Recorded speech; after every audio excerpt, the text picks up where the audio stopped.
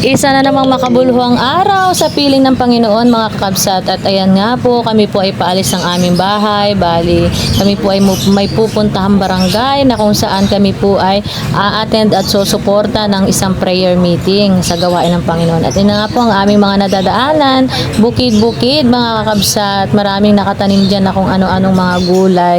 Ngayon nga po, nakarating na kami sa JIL Coffee Pizza sa isang compound ng aming kapatiran. At pakinggan nyo po siya. Ang galing po na sa murang edad niya, marunong niya sa maggitara. At pagkatapos nga po noon, kami po ay nag-praise and worship.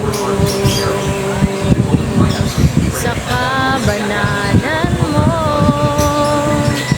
Jesus, at pagkatapos nga po ng aming praise and worship, meron din pong word of God na aming pinakinggan. Hindi ko na nga lang po na-videohan at nakalimutan ko. At pagkatapos nga po nun, kami po ay nagsama-samang muli at nag-bonding at nag-fellowship sa pamamagitan ng kainan. Na kung ano man po, Panginoon, yung aming mga natatanggap, ay ito pa ipinagpasalamat ng aking kapatiran. At yan nga, labo-labo na, laban-laban na. Kung baga ba sa labanan, kainan na.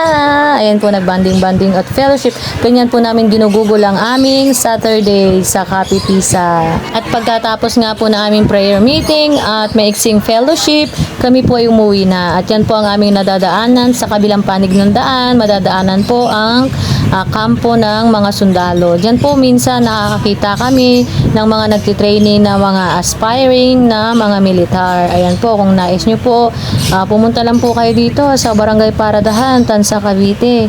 Hanggang dito na lamang mga kabsat. Thank you for watching. God bless us all.